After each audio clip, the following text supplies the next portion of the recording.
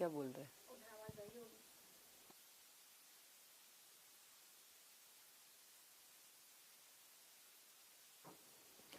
Hello everyone and a very warm welcome to you all on this amazing platform of Doubtnut. My name is Pooja Sharma. I am your English educator और आज हम करने वाले हैं हमारी second pome. जो ये second pome है वो है विंड के बारे में। मैम हवाएं तो बहुत अच्छी चल रही है, आप इस हवाओं के बारे में क्या ही पढ़ा होगे बेटा। जो ये हवा है ना बहुत पावरफुल होती है। ये जो विंड है उसमें इतनी बड़ी ताकत होती है कि वो या तो डिस्ट्रॉय कर देगी किसी चीज को या उसको सरवाइव करवा देगी। और यही बातों के बारे में ये पोम लिखी गई है। तो आज की इस क्लास में हम पोम का पूरा पूरा हिंदी एक्सप्लेनेशन देखेंगे, पूरा पूरा हिंदी एक्सप्लेनेशन पढ़ेंगे। उसके बाद में हम उसकी पोएटिक डिवाइसेस के बारे में बात करेंगे, उसकी थीम के बारे में बात करेंगे और फिर क्वेश्चंस एंड आंसर्स। सारी चीजें हम आज की क्लास में करने वाले हैं, लेकिन उसके पहले आप लोगों को इस क्लास को लाइक और शेयर करना। तो क्विकली एवरीवन एक बार जल्दी से लाइक कर दो, शेयर कर दो और आप फटाफट से कमेंट सेक्शन में बता दो कि कैसे हो, हाउ आर यू ऑल, मजा मच है। हमारा जो चैप्टर है उस चैप्टर के बाद में पोम है, ये है विंड नाम की पोम। उस विंड नाम की पोम को चेक करोगे आप तो आपको दिख जाएगी। आपके कौन सा पेज नंबर है वो मैं अभी नहीं बता सकती, बट विंड नाम का जो पोम है वो दिख जाएगा आपको।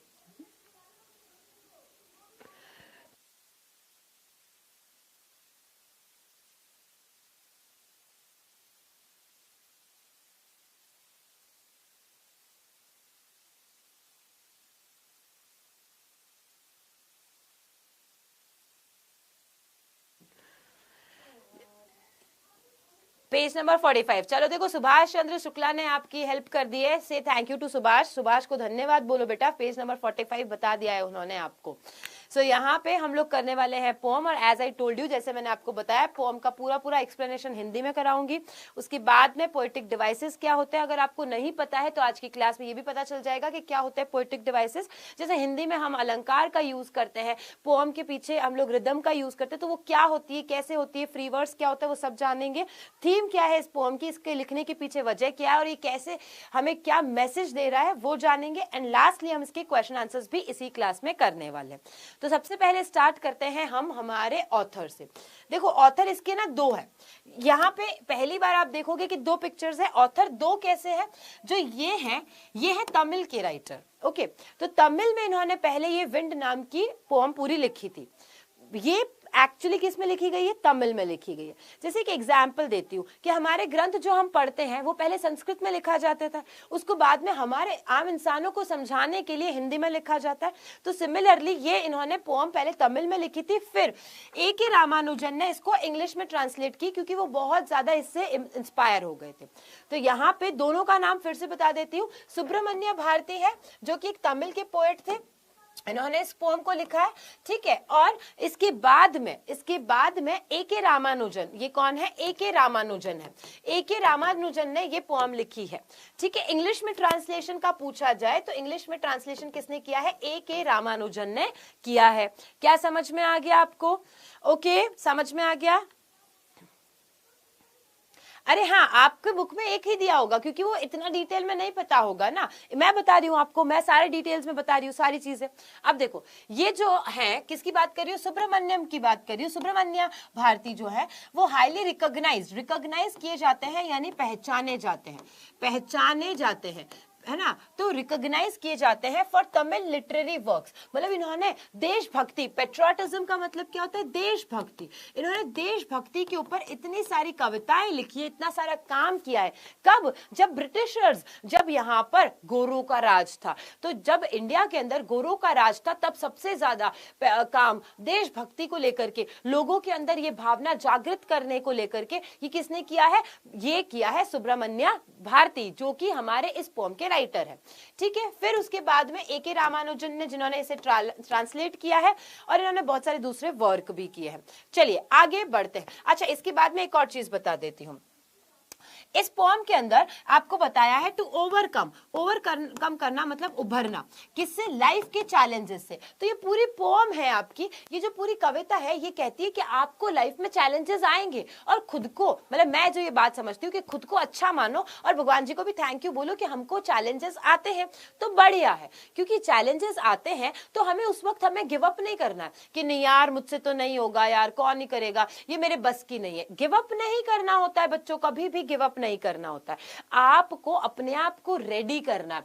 जिस तरीके से पोएम के अंदर सुब्रमण्यम ने हमें बताया, सुब्रमण्यम ने क्या बताया है, मिस्टर भारती ने हमें बताया है कि हमें खुद को इंस्पायर करके रखना चाहिए, हमें सारी परिस्थितियों के सामने खड़ा होना है, खुद को वहां पर देखना है कि हम अपने आप को प्रूव कर सकते हैं कि नहीं कर सकते। बेटा ये जो पोएम है ये आपके अंदर पूरी जोश भर देगी। तो हम पढ़ते हैं इस पोएम को, ठीक है। विंड, अब ये देखो हवा, हवा देखो कहां पे काम आ रही है, यहाँ हवा। आप लोग सभी अगर कृषि परिवेश से हैं, अगर आपके आसपास में कहीं पे भी खेती बाड़ी का काम होता है तो आपने ये वाला काम बहुत आसानी से देखा होगा कि औरतें क्या करती हैं, जब कटाई हो जाती है उसके बाद में इस तरीके से अनाज को लेकर के ऐसे ऐसे ऐसे करती हैं। ये यहाँ पे बहुत बड़ा एग्जाम्पल है, इस एग्जाम्पल को ध्यान से सुनना बच्चों, फिर तुम्हें सब समझ में आएगा। इसे विनोइंग कहते हैं। इसमें क्या होता है कि जो अच्छा दाना होता है, हवा चल रही है, हवा हर के लिए चल रही है, तो जो अच्छा अनाज है, जो अच्छा दाना है वो तो वहीं का वहीं गिरेगा, लेकिन जो फालतू की चीज है, जो कचरा है उसके अंदर, वो उड़ के अपने आप दूसरी जगह चला जाता है।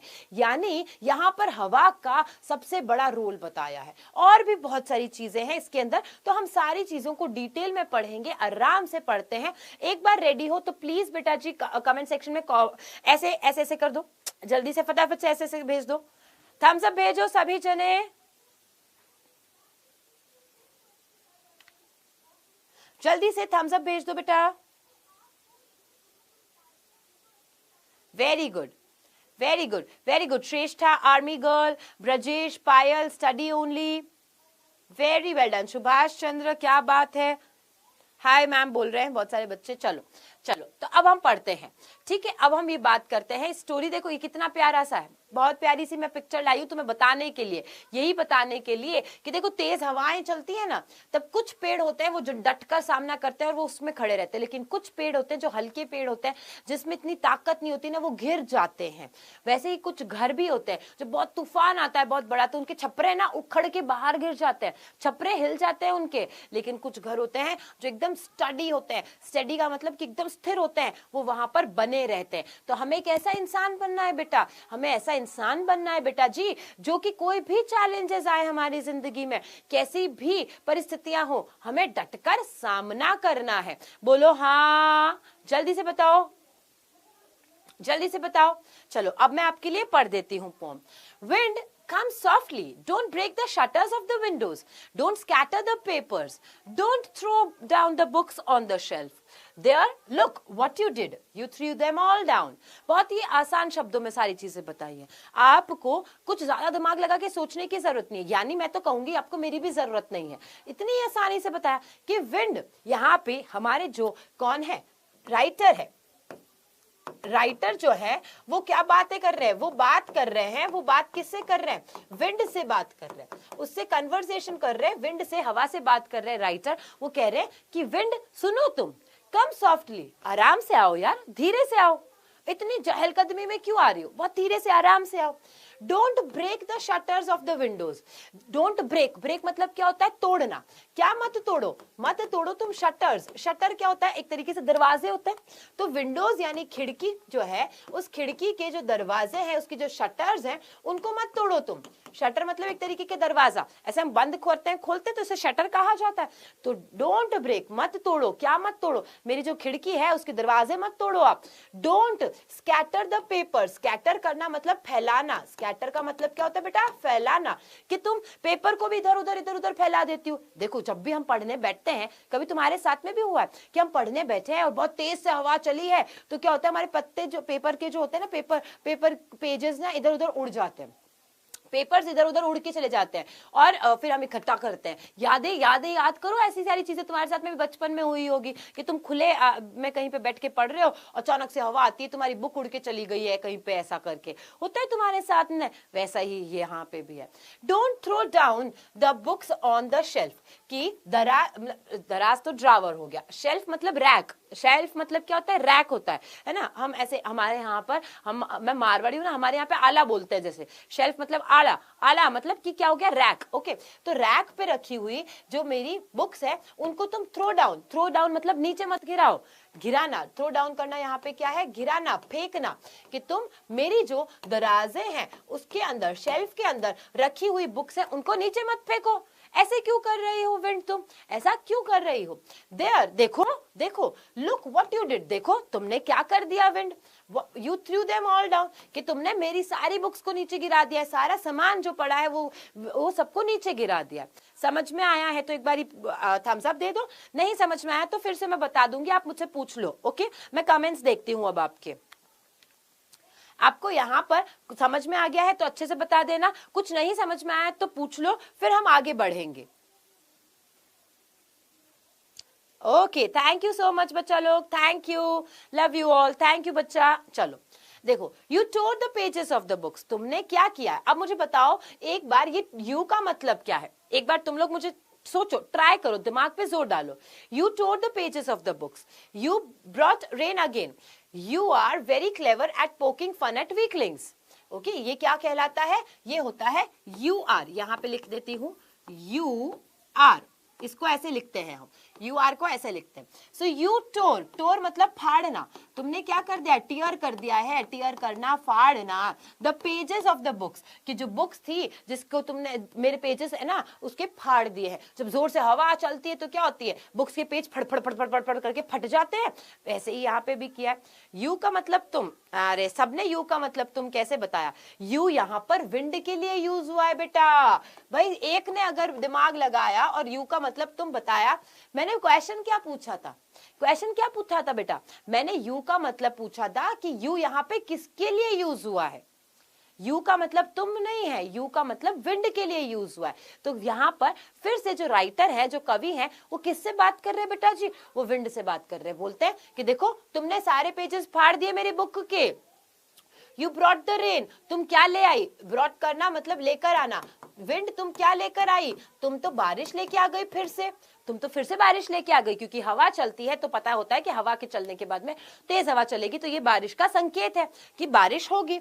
यू आर वेरी क्लेवर, तुम तो बड़ी चालाक हो, चालाक है ब्रो, ये तो बहुत ही चालाक है। किस, कब, at poking fun at weaklings. अब वीकलिंग्स का मतलब क्या होता है, वीकलिंग्स मतलब वो होते हैं जो कमजोर होते हैं, वीकलिंग्स मतलब कौन होते हैं, जो कमजोर होते हैं उनके लिए यूज किया जाता है। और पोकिंग फन, पोकिंग फन मतलब मजाक बनाना, मजाक बनाना, मजाक उड़ाना, ठीक है। तो क्या कहा जा रहा है बेटा जी, कहा जा रहा है कि देखो, फिर से देखो, ध्यान से सुनो, देखो विंड तुमने मेरे किताब के पेजेस फाड़ दिए, विंड तुम ना बारिश लेके आ गई फिर से, विंड देखो तुम कितने चालाक हो, जो कमजोर हैं तुम उनका मजाक उड़ाती हो। कमजोर का मजाक कैसे उड़ाती हैं, कमजोर का मजाक ऐसे उड़ाती है क्योंकि कमजोर को वो उड़ा करके लेके चली जाती हैं, कमजोर के ऊपर वो इतनी जोर से मतलब प्रभावित होती है, उस पर इतना जोर से चलती है कि वो, उसका सब जने हंसते हैं कि देखो हवा तेज आई कि वो तो उड़ गया। अब जैसे मैं एक सिंपल सी पतली दुबली सी इंसान हूँ, तो मैं पतली दुबली सी इंसान हूँ तो मुझे क्या लोग बोलते हैं, अरे जोर से हवा चलेगी तो तुझे हवा जो है वो उड़ाकर ले जाएगी। मजाक उड़ाना है यहाँ पर, है ना, लिटरल मीनिंग को भी समझेंगे, एक एक वर्ड को समझेंगे, पर यहाँ पर पहले ये जो लिखा है उसको समझो, ठीक है। Moving ahead, frail crumbling houses crumbling, doors crumbling, rafters, crumbling wood, crumbling bodies, crumbling lives, crumbling hearts, the wind God winnows and crushes them all. अब यहाँ पे एक वर्ड देखो कितनी बार आया है, क्रम्बलिंग। पहले क्रम्बलिंग का मतलब समझो, कितनी बार क्रम्बलिंग वर्ड यूज हुआ है। क्रम्बलिंग का मतलब होता है किसी चीज का घिर कर टूट जाना, या तो घिर जाना या फिर किसी वजह से टूट जाना। तो यहाँ पे क्या है, फ्रेल। अच्छा, फ्रेल का मतलब किसी को पता है, फ्रेल का मतलब आप में से किसी को पता है, what is the meaning of frail. अच्छा, महिमा चौधरी प्रेजेंट मैम।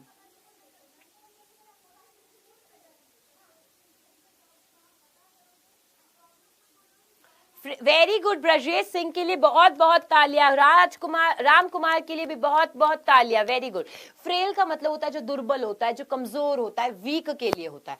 तो फ्रेल को आप क्या कह सकते हो, वीक कह सकते हो, दुर्बल कह सकते हो, ठीक है। और ये क्या होता है, इसका मतलब होता है ब्रेक, समझ लो, है ना, टूटना, गिरना, ब्रेक होना, उसको कहा जाता है। अब देखो फ्रेल क्रम्बलिंग हाउसेस की जो कमजोर से है ना घर, उनको तुम क्या कर देते हो, गिरा देते हो। क्रम्बलिंग डोर्स जो कि ये डोर्स हैं, दरवाजे हैं, उनको तुम तोड़ देती हो। क्रम्बलिंग रैफ्टर्स, रैफ्टर का मतलब क्या होता है, देखो एक बात बताती हूँ, रैफ्टर का मतलब जैसे कि ये घर है ना, एक बचपन में बनाते थे वैसे ही घर बनाती हूँ। अब इस घर में ये जो है ना, ये बीम्स है, इनको क्या कहते हैं, हम बीम कहते हैं। और ये बीम ही जो होता है ना, जो टेढ़े बड़े ऐसे से बने हुए होते हैं, उन्हें क्या कहते हैं, उन्हें ही रैफ्टर्स कहते हैं। इन्हें क्या कहते हैं, जो टेढ़े बने हुए होते हैं ना, फिसल पट्टी के जैसे बने हुए होते हैं, उनको हम राफ्टर्स कहते हैं। तो क्रम्बलिंग रैफ्टर्स, तुम रैफ्टर्स को तोड़ देती हो। क्रम्बलिंग वुड, लकड़ियां तोड़ देती हो। क्रम्बलिंग बॉडीज, मतलब जो बॉडीज यहाँ पे किसके लिए है, इंसानों के लिए। बॉडीज यहाँ पे किसके लिए यूज हुआ है, इंसान के लिए यूज हुआ है, ह्यूमन बीइंग्स के लिए यूज हुआ है, इंसान के लिए, ह्यूमन बीइंग्स, कि तुम तो कमजोर आदमियों को भी गिरा देती हो, ठीक है। क्रम्बलिंग लाइव्स मतलब सबकी जो जिंदगियां हैं उनको तहस नहस कर देते हो। क्रम्बलिंग हार्ट्स, दिलों को कमजोर कर देते हो। द विंड गॉड विनोज, विनो का मतलब क्या होता है, विनो का मतलब मैंने बताया था ना, वो शाफ की तरह ऐसे ऐसे करते हैं हम लोग, और उससे क्या होता है, विनोइंग होती है। अभी पिक्चर बता देती हूँ वापस से, कहाँ चली गई हमारी पिक्चर, ये किसकी पिक्चर है, विनोइंग की पिक्चर है। ये क्या कर रही है, ये विनो कर रही है, क्या कर रही हैं, विनो कर रही है। अब देखो क्या लिखा है यहाँ पे, क्या लिखा है, the wind god winnows and crushes them all, कि किसको बोला है, कि भगवान है। कौन से भगवान है, विंड गॉड, कौन से भगवान है, पवन, जैसे हम बोलते हैं ना पवन पुत्र हनुमान बोलते हैं, तो पवन के लिए यूज किया है, कि पवन जो है ये यहाँ पर गॉड है, इंद्रदेव की बात करते हैं जैसे हम, तो वैसे ही पवन जो देव है, भगवान जी हैं, उनके लिए बोला है कि वो विनो करते हैं, वो क्या कर रहे हैं, छंटनी कर रहे हैं। विनोइंग का मतलब यहाँ पे क्या होना, छंटनी करना। विनो का करने का मतलब क्या हुआ, छंटनी करना। एंड क्रशेस देम ऑल, और छंटनी करके जो उनके काम के नहीं है उनको क्या कर देते हैं, क्रश कर देते हैं। क्रश करने का मतलब क्या होता है, खराब कर देना, खत्म कर देना, उसके लिए करा जाता है। समझ में आया तो फटाफट से एक बार थम्स अप बता दो, क्वेश्चन पूछना है तो पूछ लो।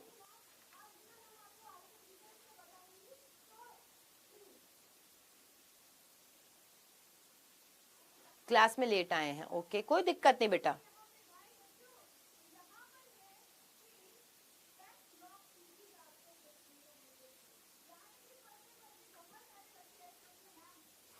जल्दी से एवरीवन,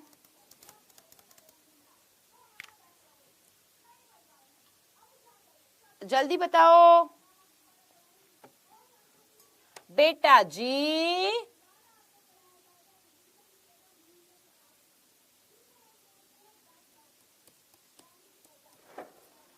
बेटा जी जल्दी से बताओ।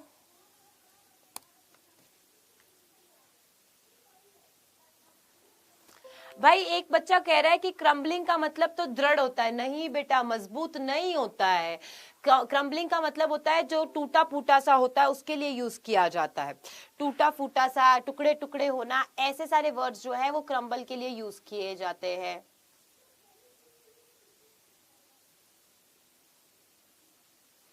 ओके चलो आगे बढ़ते हैं। He won't do what you tell him. So come, let's build strong homes. Let's join the doors firmly. Practice to form the body.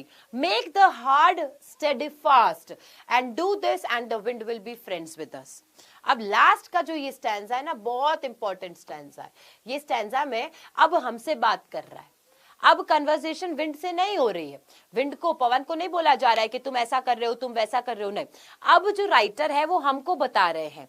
अब राइटर हमको क्या बता रहे हैं, समझिएगा पहले। राइटर क्या कह रहे हैं, है ना, ही किसके लिए यूज हुआ, विंड के लिए, कि विंड, हवा, won't do what you tell him, कि अगर हम हवा को जो बोलते हैं तो वो कभी भी नहीं करता है। हम में से कुछ ऐसे भी है, तुम में से भी कुछ होंगे, जैसे तुम्हें बोल दिया जाए कि बेटा ये काम नहीं करना है, तुम सबसे पहले वो काम करोगे। तो जिस काम के लिए रोका जाता है, ये इंसानी फितरत है, तो ये तो हवा है, ये तो विंड है। तो इंसानी फितरत है कि काम, जिस काम से रोका जाए वो तो काम हम पहले करते हैं। लेकिन यहाँ पे कहा जा रहा है कि wind won't do what you tell him, कि विंड वो नहीं करेगा जो तुम उसे कहोगे। तो चलो लेट्स बिल्ड स्ट्रॉन्ग होम्स। तो अब हमें करना चाहिए, हमें क्या करना चाहिए?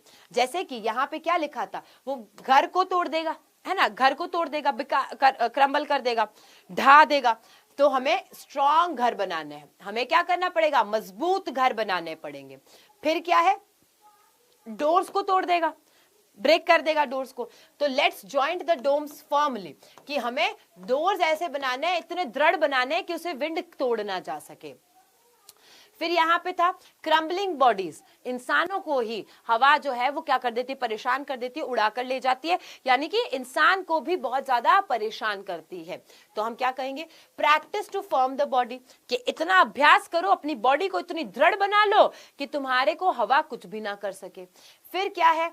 क्रम्बलिंग हार्ट्स, हमारे दिलों को भी क्या कर देती है? ढा देती है, टुकड़े टुकड़े कर देती है ये हवा। तो क्या कहा है? Make the heart steadfast. Steadfast का मतलब भी क्या होता है? दृढ़ होता है, कि अपने दिल को भी इतना मजबूत बना दो कि कोई भी हवा तुम्हारे दिल को कुछ ना कर सके, तुम्हारे दिल को चकनाचूर ना कर सके। डू दिस, ये करो, and the wind will be your friends with us. और अगर तुम ये करोगे तो जो विंड है, जो हवा है, वो तुम्हारी दोस्त बन जाएगी। तो हवा तुम्हारी क्या बन जाएगा? दोस्त बन जाएगा। ये पूरी कहानी यहाँ पर बताई गई है। The wind blows out weak fires, wind क्या करती है? ब्लो आउट करना। ब्लो आउट करना मतलब होता है बुझाना, ब्लो आउट करना मतलब बुझाना। तो विंड, हवा हमेशा क्या करती है? ये जो वीक फायर्स होती है, वीक फायर्स का मतलब है जो कमजोर आग है। एक आग लगेगी, एक जैसे आपने देखा एक छोटी सी आग लगी मोमबत्ती के ऊपर है, तो आपने ऐसे फूंक मारी और वो आग बुझ गई, वो आग बुझ गई। लेकिन एक बहुत बड़ी आग है और जिस पे हवा चलेगी तो वो आग और बढ़ती जाती है, बढ़ती जाती है। तो जो कमजोर आग है, मोमबत्ती के ऊपर वाली जो छोटी सी आग है, वो मत बनो, वो मत बनो। विंड उसे तो क्या कर देगी? बुझा देगी, उसको तो हवा बुझा देगी।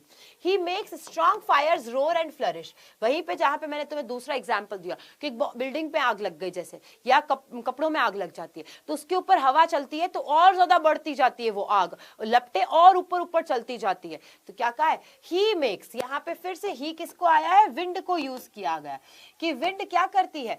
अगर तेज हवा है, स्ट्रॉन्ग फायर है ना, सॉरी, तेज आग लगी है, तो रोर करेगी और फ्लरिश करेगी। फ्लरिश करना मतलब ग्रो करना, बढ़ना, वो इसको बढ़ाती जाएगी, बढ़ाना, है ना, फ्लरिश करना, बढ़ाना, यानी उस आग को और बढ़ाता जाएगा हवा। फिर हिज फ्रेंडशिप इज गुड, यानी कि विंड की दोस्ती तो बहुत बढ़िया है, बहुत तगड़ी है विंड की दोस्ती।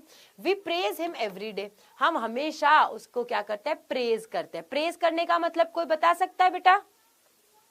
कोई प्रेज करने का मतलब बता सकता है? प्रेज करने का मतलब क्या होता है?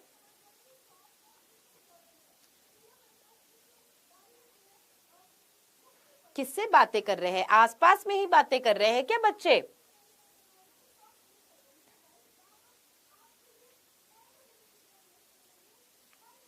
राइटर का नेम मैं बता चुकी हूं, सुब्रमणी। तनु, द साउंड ऑफ म्यूजिक अब होगा।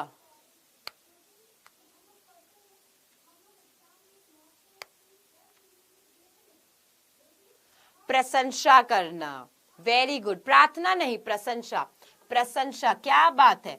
प्रेज करना, प्रशंसा करना, कि हम उनको हमेशा प्रेज करते हैं, एनकरेज करते हैं। ओके, समझ आ गई पोम? ये लास्ट है यहाँ पर, फिर मैं हिंदी समझाऊं। यहाँ पे आपको पोम समझ में आ गई बेटा? बेटा आप जो दबाना कह रहे हो वो ये है, PRESS, प्रेस, इसे कहते हैं दबाना। ये प्रेज है। प्रेज करना मतलब किसी चीज की प्रशंसा करना, उसको बढ़ावा देना, उसको आगे बढ़ावा देना, उसे कहा जाता है। कोई क्वेश्चन है तो पूछो बेटा। यहाँ पे हमारी पोम खत्म हो चुकी है, यहाँ पे हमारी पोम पूरी खत्म हो चुकी है। इसके बाद में हम इसके क्वेश्चंस करेंगे डेफिनेटली, बट आपका कोई क्वेश्चन है तो पूछो।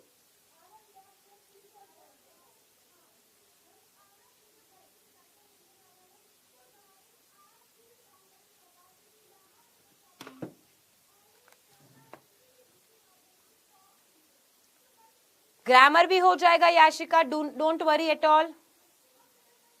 डोंट वरी, किसी को परेशान नहीं होना है, ग्रामर भी होगा। चलो इस कविता के बारे में वापस से थोड़ा सा बता देती हूँ। ऑल इन ऑल तो ये जो पोम है, ये जो कविता है, ये पोम आपको क्या बता रही है? आपको एक संकेत दे रही है, आपको एक मैसेज दे रही है कि ये मैसेज को पहले अपने दिल में बांध लो, अपने मतलब गांठ बांध लो कि तुम्हें स्ट्रांग बनना है।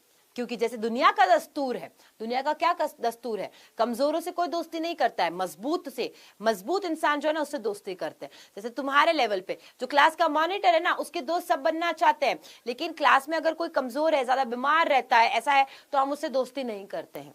वैसे ही कोई बड़ा है तो हम क्या कहते हैं, वो फलान जी का फलान जी का फलान जी का ना मेरे कोई रिश्ते में लगता है। कोई बड़ा इंसान बन जाता है, यानी कि उसकी पर्सनैलिटी क्या है, मजबूत पर्सनैलिटी है, वो बड़ा इंसान है, तो हम ना कहीं कोई ना कोई ताल्लुक बिठाने की कोशिश करते हैं, राइट। तो इस पोम के अंदर में जो पहला पार्ट है ना, उसमें तो एक्चुअली बताया गया कि जो विंड है, वो विंड जो है वो किस तरीके के एक्टिविटीज करती है, वो कैसे एक्शंस करती है, ठीक है। फिर हम लोगों को बाद में बताया है कि हमने प्रेयर की है। क्या किया है? पहले में तो हमने क्या बताया, पहले में तो हमने बताया ये इनकी एक्टिविटीज, ये इसकी एक्टिविटीज है कि तुम क्या करती हो यार, तुम क्या करती हो। फिर हमने इसको क्या कहा है, हमने इसको यहां पर बोला है ये प्रेयर करिए, ओके।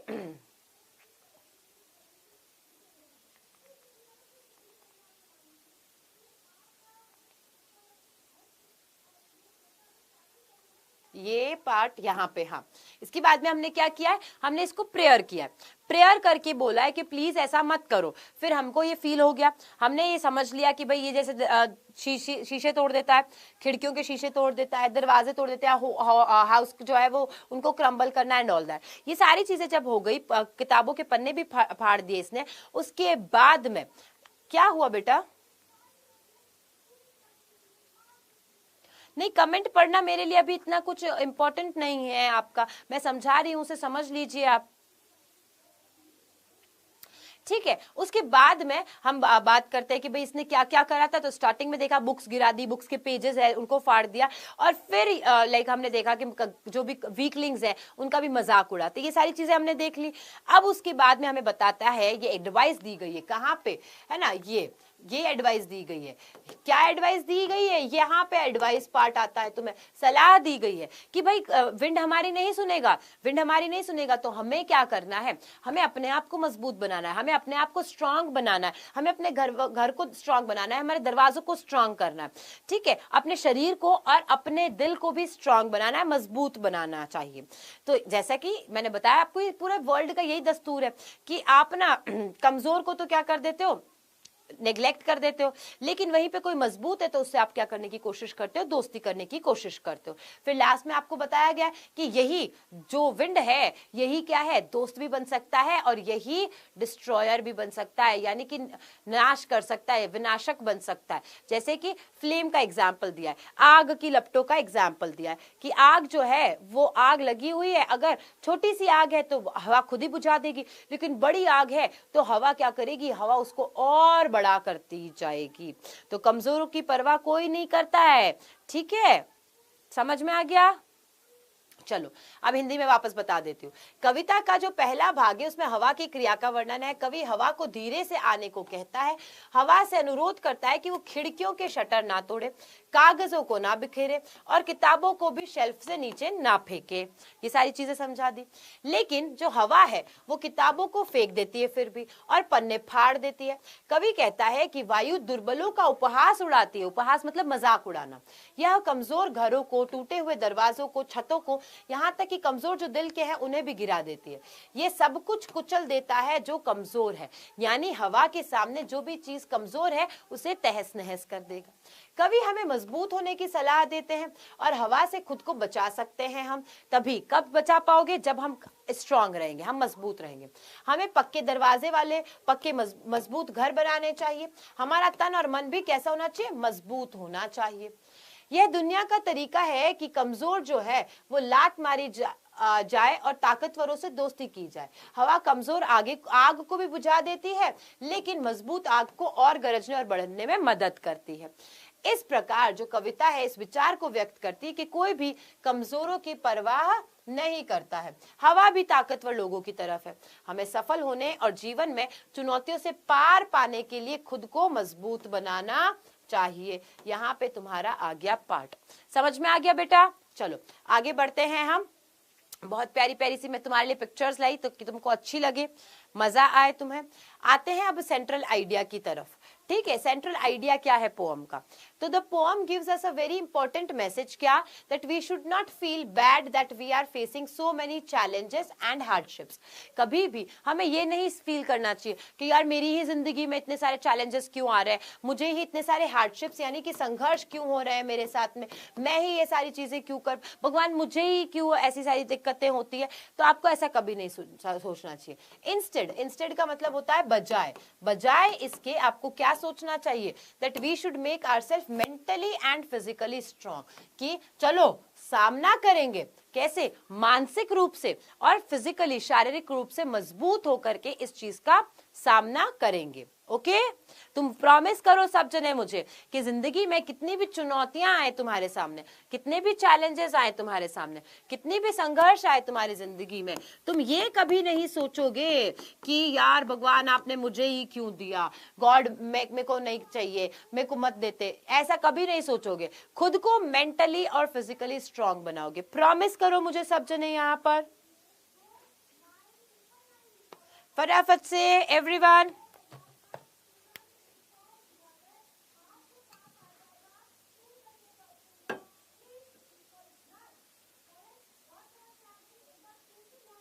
ओके मैम नहीं, प्रॉमिस मैम बोलो। ओके मैम नहीं होता है, प्रॉमिस मैम बोलो। प्रॉमिस करो सब जने,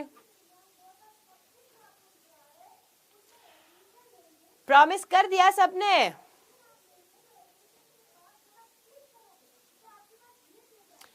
promise, very well done. Army girl ने, अफा ने, वासु ने, Tanisha, Satyajit, Anoop, Asha, Sushmita, Dadu Pandey, UPS lover, student only, Yashika, Rajneesh, Sumit, Jyoti, oh wow wow wow, सभी ने। क्या बात है, क्या बात है, सभी ने। Artist Tanishka Garg, cute girl, खुशी, शगुन, ओके वेरी गुड। चलो अब हम ना लिटरेरी डिवाइसेस की बात करते हैं। क्या होता है लिटरेरी डिवाइस, है ना? सबसे पहले क्या होता है लिटरेरी डिवाइस? तो देखो सबसे पहले आप यहाँ पे देख रहे हो एनाफोरा। क्या होता है एनाफोरा? समझा रही हूं। जब कोई भी एक शब्द ना वो रिपीट होता है, जब उसके स्टार्टिंग में, है ना, 2 या more consecutive lines, it is the device of anaphora. जैसे एग्जाम्पल देखो, आप देखोगे डोंट डोंट या फिर यू यू। एग्जाम्पल बताती हूँ तुम्हें। एनाफोरा कब होता है? एक मिनट, ये देखो, जब ये लाइन आई तुम्हारे पास में, ये लाइन आई ना, इसमें देखो हर लाइन शुरू हो रही है किससे? Don't say. Don't don't don't, यानी कि 2 से 3 लाइन में बराबर बराबर एक शब्द स्टार्टिंग में रिपीट होता है। रिपीटेशन अलग होता है, लेकिन स्टार्टिंग में अगर रिपीट होता है तो उसे हम क्या कहेंगे? एनाफोरा कहेंगे। क्या कहेंगे बच्चा? एनाफोरा कहेंगे। ओके बच्चा, आगे बढ़ते हैं। नेक्स्ट आता है हमारे पास में एनाफोरा के बाद में पर्सोनिफिकेशन। पर्सोनिफिकेशन का मतलब क्या होता है? पर्सोनिफिकेशन का मतलब होता है मानवीकरण। क्या होता है? मानवीकरण। अब मानवीकरण का प्रयोग कैसे किया गया यहाँ पे समझो।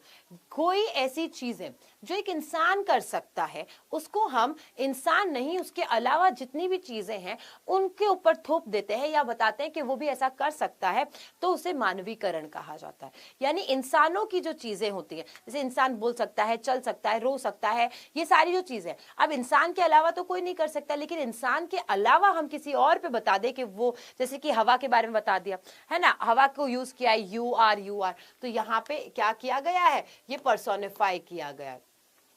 ही की तरह बार बार बात की गई है कि वह इट नहीं यूज किया है, इट की जगह ही का यूज किया है, दैट्स वाई यहाँ पे ये। रिपीटेशन, रिपीटेशन का मतलब क्या होता है? ये तो वर्ड बहुत आसानी से पता है आपको, कोई शब्द का बार बार रिपीट होना। भैया मैं एक बात बोलूं तुम सबसे, एक बात बोलूं तुम्हें, है ना, एक बात ये है कि तुम लोगों ने लाइक नहीं करा है। लाइक करो जल्दी से सभी जने, लाइक करो, शेयर करो। क्यों लाइक नहीं किया? समझ में नहीं आ रहा? समझ में आ रहा है ना तुम्हें? ये तो मुझे तो ये समझ में नहीं आ रहा है कि तुमने लाइक क्यों नहीं किया, लेकिन तुम्हें ये सारी चीजें समझ में आ रही है, दिल में ऐसा आ रहा है ना कि हाँ मैम इजी पढ़ाया है, अभी इंग्लिश से डर नहीं है। रिपीटेशन में देखो क्रम्बलिंग वर्ड कितनी बार आया था। अब दोनों चीजों को एक साथ याद करो कि रिपीटेशन है यानी एक शब्द का बार बार आना वो रिपीटेशन है, लेकिन शब्द का बार बार स्टार्टिंग में आना, एक लाइन के स्टार्टिंग में आना, वो क्या होता है? एनाफोरा होता है। वो क्या होता है बेटा? एनाफोरा। रिपीटेशन के लिए बहुत सारे ऐसी चीजें आती है, लेकिन यहां पर रिपीटेशन और एनाफोरा में डिफरेंस आपको याद रखना है, ठीक है। अब देखो आगे आओ, अलिटरेशन। अलिटरेशन का मतलब समझो तुम, अलिटरेशन का मतलब होता है कि कोई भी शब्द है, कोई भी शब्द है, जैसे तुम क्या करते हो, च वाला, चंदू के चाचा ने चंदू की चाची को। अब एक बात सुनना, जब ये चंदू चंदू बार बार आ रहा है तो ये तो क्या हो गया हमारा? एनाफोरा हो गया कि चंदू ने चाचा के, चंदू की चाची को चांदनी चौक में ऐसे ऐसे करके, तो ये चंदू चंदू बार आ रहा था तो एनाफोरा। लेकिन जब हम देख रहे हैं चो आया, यहाँ भी चो आया, ये भी चो आया, ये चो है, ये चो है, तो ये जो चो चो चो है वो क्या है? वो कहलाता है अलिटरेशन। क्या कहलाता है बेटा जी? अलिटरेशन। तो repetition of consonant sound. Consonant sound मतलब जो व्यंजन का, व्यंजन की ध्वनि है। कॉन्सोनेंट साउंड का मतलब क्या होता है बेटा? व्यंजन की जो ध्वनि है उसका बार बार आना, उसका रिपीट होना। जैसे देखो, विंड, विनोज, वोंट, वांट, तो विंड, विनोज, वोंट, वांट, इसका बार बार आना 4 बार हो गया व का साउंड, तो ये क्या आएगा? ये आएगा अलिटरेशन। रिपीटेशन के ऊपर ही बहुत सारे हैं। देखो किस चीज का रिपीटेशन हो रहा है? साउंड का, तो वो क्या कहलाएगा? अलिटरेशन। अगर शब्द का रिपीटेशन हो रहा है तो वो रिपीटेशन। शब्द का किसी लाइन के स्टार्टिंग में रिपीटेशन हो रहा है तो एनाफोरा। समझ में आ गया बेटा? समझ में आया? अब देखो सिंबोलिज्म। सिंबोलिज्म का मतलब होता है किसी चीज को सिंबलाइज करना, यानी कि एक ऐसी चीज को रेफर करना टू सम अदर थिंग। जैसे कि विंड को यहाँ पे सिंबल बनाया है। किसको सिंबल बनाया है? विंड को यहाँ पर सिंबल बनाया है, क्योंकि ये बताता है विंड चैलेंजेस को। विंड क्या बता रहा है कि ऐसे बहुत सारे चैलेंजेस आएंगे लाइफ में, लेकिन तुम्हें घबराना नहीं है। तो यहाँ पर विंड को यानी कि हवा को, पवन का यूज करते हुए, हवा का यूज करते हुए आपको बहुत सारी चीजों को समझाया जा रहा है कि ये जो हवा है ये एक रूप है।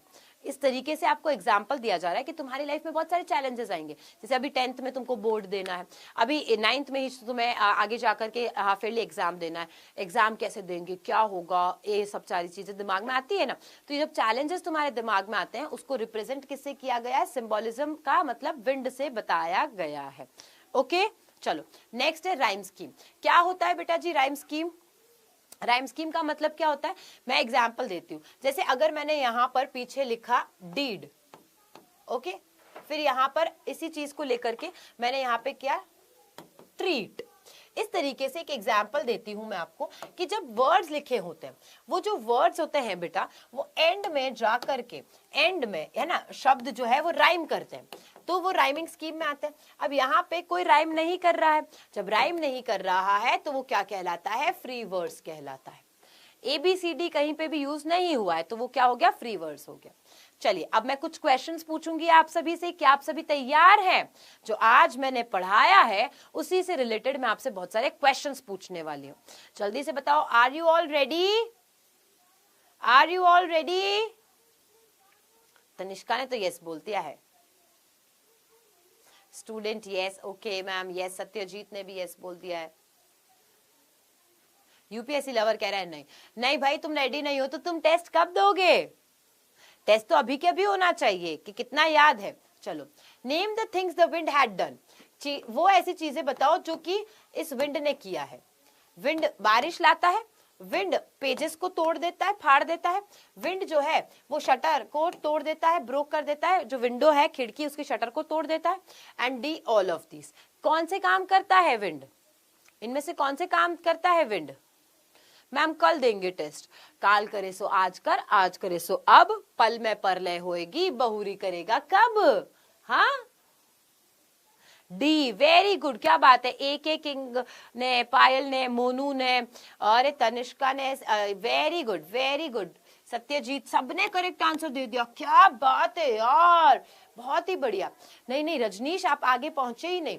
विंड ये तो करता है, ब्रॉड ट्रेन बिल्कुल करता है, टर्न द पेजेस ये भी तो करता है, पेजेस को फाड़ता है बिल्कुल करता है, ये भी पार्ट होता है उसका, है ना। फिर क्या है, शटर ऑफ द विंडोज, मतलब कि विंडोज को भी तो तोड़ देता है, उसके शटर को तोड़ देता है, विंडो के जो शटर है उसको तोड़ देता है, तो ये भी करता है। यानी all of these is the correct answer, all of these is the correct answer. सिर्फ एक पढ़ के उसको टिक नहीं करना है, यहाँ पे तो तुम्हें एग्जामिनर फंसाता है।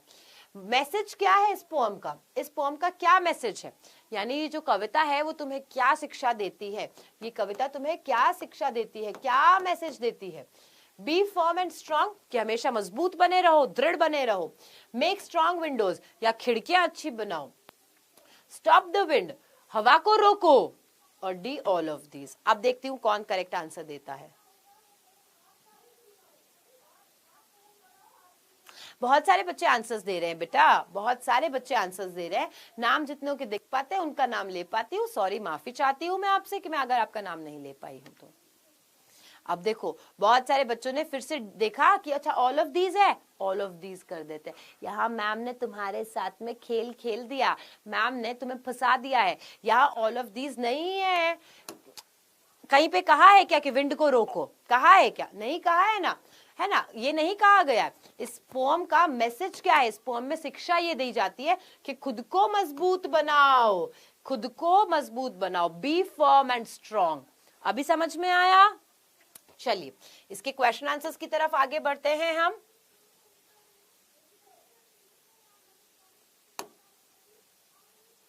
What should we do to make friends with wind?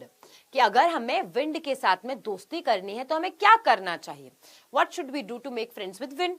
Wind के साथ में दोस्ती करनी है तो क्या करना चाहिए? So to make friends with wind, we need to build strong homes and with firm doors. अगर हमें विंड के साथ में दोस्ती करनी है तो हमें हमारे घरों को मजबूत बनाना होगा, और घरों को मजबूत बना के साथ साथ में डोर्स, दरवाजों को भी मजबूत बनाना होगा। We should also practice to make our bodies and hearts stronger.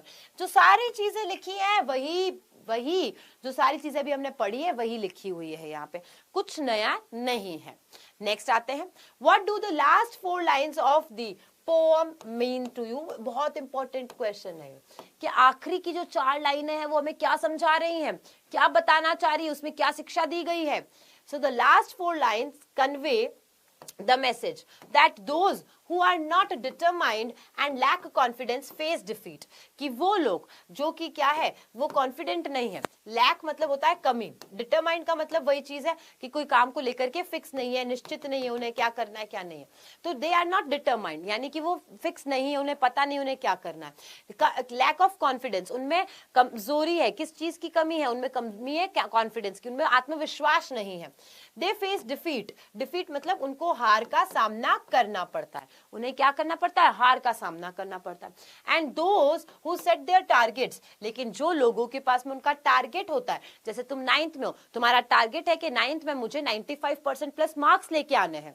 Make sincere efforts, ये टारगेट बनाने के साथ साथ में तुम उसके लिए क्या कर रहे हो? एफर्ट्स भी डाल रहे हो, पूरी कोशिशें भी कर रहे हो। ऐसा नहीं है कि सिर्फ सोच लिया है तुमने कि 95% लाना है लेकिन आगे कुछ कर ही नहीं रहे हो, तुम्हें सिंसियर एफर्ट्स डालने पड़ेंगे। And not disturbed by the obstacles, और कोई भी ऑब्स्टेकल्स, कोई भी बाधाएं तुम्हें परेशान नहीं कर पाती हैं तब ही। तो ये सारी चीजें हमको लास्ट 4 लाइंस में समझाई गई है। लास्ट 4 लाइंस में क्या बताया है कि अपने आप को मजबूत बनाओ, अभी फर्म, और नहीं कर सकते हो तो तुमको हार का सामना करना पड़ेगा। अपने आप को इस तरीके से बना लो कि आप अपने जिंदगी में कुछ टारगेट्स बनाओ, उन टारगेट्स को पाने के लिए एफर्ट्स लगाओ। And do not gate disturbed by any obstacles, और जीवन में कितनी भी कुछ भी बाधाएं आ जाए उनसे परेशान नहीं होना है। समझ में आ गया सबको? बताओ बेटा जी, क्या समझ में आ गया है सबको? कोई क्वेश्चन है आपका तो पूछ लीजिए। Any questions you have, you can ask me. Okay, आपका 98% लाने का है। Very good Vasu, good to hear that. ठीक है, चलिए मिलेंगे नेक्स्ट क्लास में, एंड नेक्स्ट क्लास में हम लोग एक और टॉपिक, नया टॉपिक लेंगे। Till then take care of yourself, अपना ध्यान रखिएगा, एंजॉय कीजिएगा। कोई क्वेश्चन है तो पूछ लीजिए। श्रेष्ठ पूछ रहे हैं मैम इंग्लिश स्पीकिंग सिखाइए प्लीज। डेफिनेटली आप रोजाना मेरी क्लासेस, जब मेरी क्लास होती है तब आप मेरी क्लास को अटेंड करेंगे तो आपकी इंग्लिश ऑटोमेटिकली अच्छी हो जाएगी, बट उसके साथ साथ में आपको प्रैक्टिस भी करना पड़ेगा। जैसे आपके पास में इंग्लिश की बुक है, read that book loudly, confidently उसको बुक को जोर जोर से पढ़ो, डोंट हेजिटेट, कोई भी परेशानी नहीं होगी, कोई झिझक नहीं करनी है अपने मन में, आपको बस पढ़ना। एक बार वो कॉन्फिडेंस आ गया कि गलत बोलूंगा सही बोलूंगा लेकिन बोलूंगा, उसके बाद में गलत सही करेंगे, पहले वो कॉन्फिडेंस लाओ कि मुझे बोलना है ना, फिर आता है नेक्स्ट बात कि गलत है या सही है, बोलना है, इंग्लिश बोलेंगे, इंग्लिश समझेंगे, ऑल गुड टू गो। ठीक है, चलिए मिलेंगे नेक्स्ट क्लास में, till then have a happy smile, bye bye.